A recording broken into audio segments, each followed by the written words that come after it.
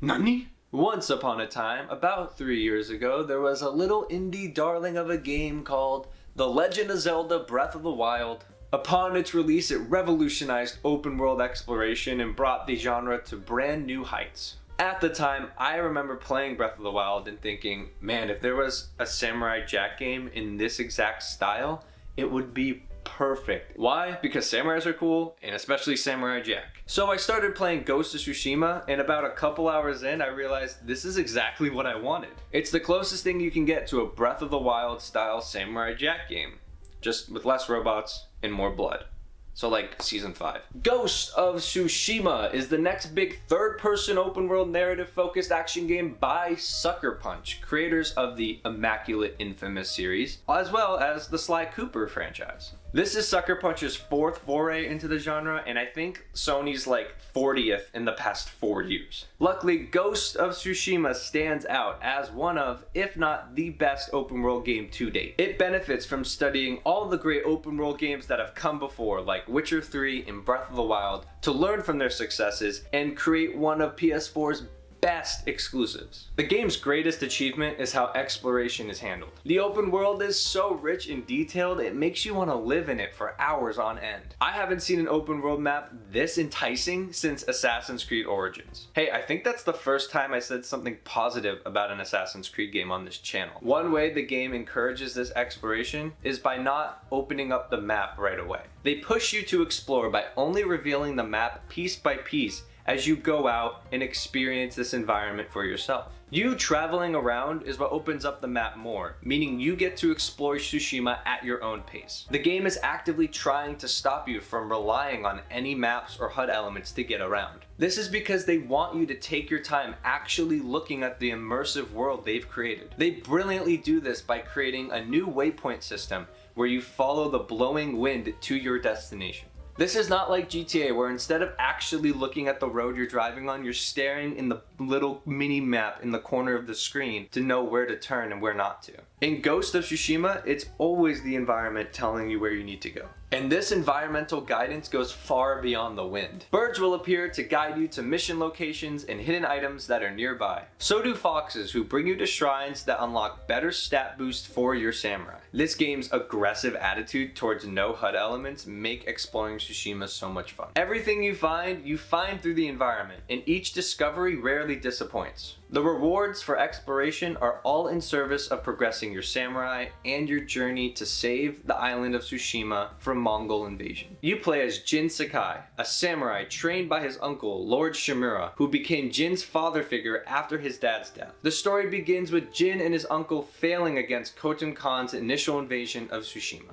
Jin barely survives, Khotan Khan has captured his uncle, and the Mongols have taken over the entire island, so it's up to Jin to take it all back. Yeah, Jin is cool, whatever. But Khotan Khan steals the show. He is such an entertaining villain and has quickly become one of my favorites in gaming. He's very intimidating and brutal, but a lot more cunning than he lets on. He really knows how to get into his enemies' heads. He really just owns every scene he's in. The story starts off simple enough, but the plot dives deeper and deeper the further you go and provides really compelling twists and turns. It all culminates into a beautiful finale that does right by our main characters and is the perfect payoff for Jin's story. Jin's journey to save Tsushima is chock full of strongly developed side characters, each with their own unique side stories. These character-focused side missions really stand out amongst the rest because the smaller side missions can feel very hit or miss. Some of the smaller quests start out with intriguing premises that then go nowhere fast. The writing of these quests feels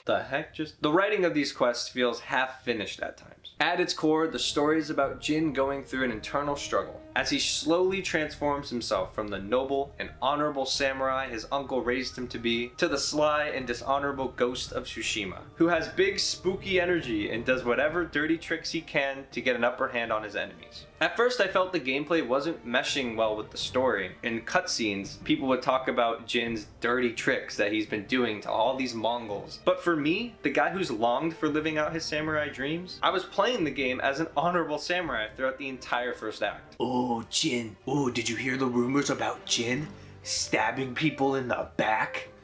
What a dirty, dirty boy. What a dirty, dishonorable samurai. Oh my gosh.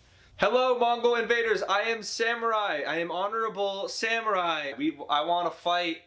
I want to fight your greatest enemy. Come here and face me, the honorable samurai I am. I will give you death fight one-on-one so we can fight evenly as two equal men, and I can give you the honorable death you deserve. And then I'll fight the rest of you with just my sword like an honorable man and give you honorable death so you can die with honor. Starting the story off with such strong ludonarrative dissonance kind of worried me. The story and gameplay felt so disconnected until about halfway through the second act, where it all started to make sense. Suddenly enemies were getting tougher and more overwhelming, which was so exciting to see. The game's difficulty curve is superb because it doesn't just give enemies more health. The enemies strike faster. Bow enemies start shooting 3 arrows at a time, and the enemies telegraph their attacks with way more subtlety than before. It's all to make sure that the game is constantly challenging you in interesting ways, and is the point where the dishonorable gadgets and strategies of the Ghost playstyle finally felt necessary. Me as the player ended up going through the same arc as our hero, wanting to stay as the honorable samurai, but having to come to terms with becoming the Ghost to get a leg up in the fight as best as possible. The odds began to shift more and more into the Mongols' favor, and I had to change my tactics in response, just like Jin had to in the story. It was a wonderful, eye-opening moment that elevated the storytelling. The gameplay and the story were finally complementing each other. At a time where combat in open world games has felt inelegant and unimportant, Ghost of Tsushima's combat excels above the rest. This isn't like the more sloppy, cooldown focused combat you'd find in current Assassin's Creed games.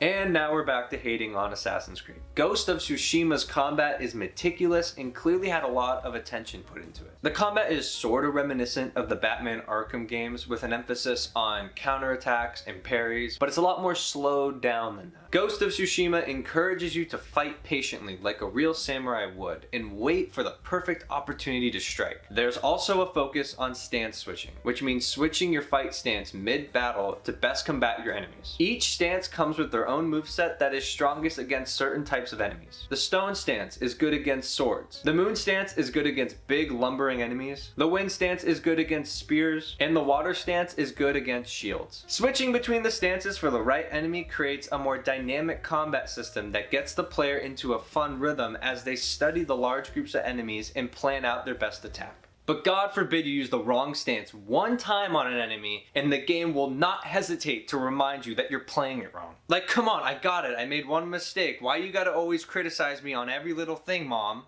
Now, the greatest mechanic found in the combat comes from the standoff system. Whenever you encounter an area of enemies, you get the opportunity to either run in and dish out a surprise attack, or you can call out your enemies and demand a standoff like an honorable badass would. Their greatest enemy comes forward, and you hold triangle as you wait for them to make the first move. Once they do, that's when you let go, unleashing your katana and striking down the enemy in one hit, if you can hit them before their sword hits you. It's a nice risk reward where you can lose a lot of damage if you fail, but can start the fight with an instant kill and scare the other enemies if you win. Even this can be upgraded, and by the end of the game you can take out up to 5 enemies in a matter of seconds just through one standoff. And it's never not cool. The game has a robust skill tree which you unlock through leveling up, granting you more moves and more weaponry to take on the Mongol invaders. None of the skills they provide are simple stat boosts either. They're all meaningful upgrades for your character. Those smaller stat upgrades come from the charms you pick up around the island of Tsushima and equip to boost your character the way you want to. Another way of improving your character is to upgrade the gear you have found throughout your journey by gathering resources. Gear consists of your weapons and outfits, the latter of which comes with their own unique set of perks tailored for that outfit. Some are focused on exploration, while others are more focused on stealth or combat. These outfits give you great customization options so you can play as the samurai you want to play as. This game has just the right amount of skill progression that stays consistently engaging throughout the runtime. There's a lot of meat to this game, and the gameplay loop, world, and characters are all so compelling, you're gonna want to spend as much time as you can devouring its juicy content. The world is absolutely absolutely stunning. A console powerhouse like The Last of Us Part 2 may be more graphically impressive from a technical side, but the art direction of Ghost of Tsushima is so good that it ends up looking better than The Last of Us. There can be luscious gold leaves one moment, then eye-popping red flowers the next. Each area of the island has its own unique flavor that enhances the desire to explore. Ghost of Tsushima is the perfect swan song for the PS4 generation. It's the culmination of everything this generation has learned from open world games, and it's executed masterfully. The spectacular combat, world, and story make this game an instant classic,